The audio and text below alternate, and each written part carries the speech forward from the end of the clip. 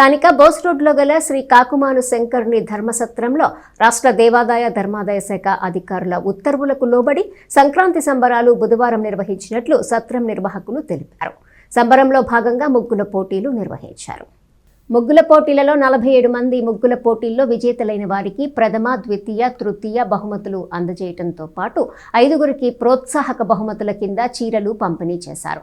హరిదాసులకు, వేద పండితులకు, సాంస్కృతిక కార్యక్రమాల్లో పాల్గొన్న వారికి పారితోషికం అందించారు. సంక్రాంతి సంబరాలలో పాల్గొన్న వారికి రామాయణం, భగవద్గీత, భాగవతం పుస్తకాలు పంపిణీ చేయడం జరిగింది.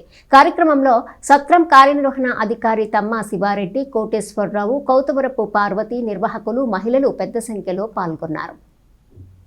అతి త్వరలోనే కార్యనిర్వహణాధికారి గారి వారి అధ్యక్షతలో చండీయాగం, రుద్రయాగం కూడా జరగబోతోంది. మరి ఆ రుద్రదేవత అనుగ్రహం, చండీ అనుగ్రహం అందరికీ పరిపూర్ణంగా ఉండాలి అని తెలియజేస్తూ ఈ కార్యక్రమంలో శ్రమపడినటువంటి ఎంతోమంది వ్యక్తులు ఉన్నారు. వాళ్ళందరికీ కూడా ఆశీర్వచనాన్ని పేరు పేరున ఆశీర్వచనాన్ని తెలియజేస్తూ ఉన్నాం. జయ జయ శంకర, హర హర శంకర. ఈ బోస్ రోడ్లో గల శ్రీ కాకుమాను శంకరుని ధర్మసత్రం నందు 2026 సంక్రాంతి సంబరాలు ప్రోగ్రాం కార్యక్రమం 12వ తారీఖు నుంచి 16వ తారీఖు వరకు ఏర్పాటు చేయడం జరిగిందండి. మొట్టమొదటి రోజు ఈరోజు మొత్తం ముగ్గుల పోటీల కార్యక్రమాలు 2 రోజులు దిగ్విజయంగా జరిగాయి.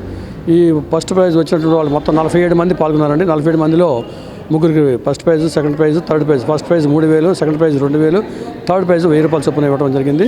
అలాగే కన్సలేషన్ కింద ప్రైజెస్ కింద ఒక 5గురికి 500 రూపాయలు శారీస్ 5గురికి మేము ఇవ్వడం జరిగింది. అదేవిధంగా మిగతా వాళ్ళందరూ కూడా పార్టిసిపేట్ చేసినటువంటి వాళ్ళందరూ కూడా 350 రూపాయల చీరలు మనం మిగతా వాళ్ళందరూ కూడా ఇవ్వడం జరిగింది.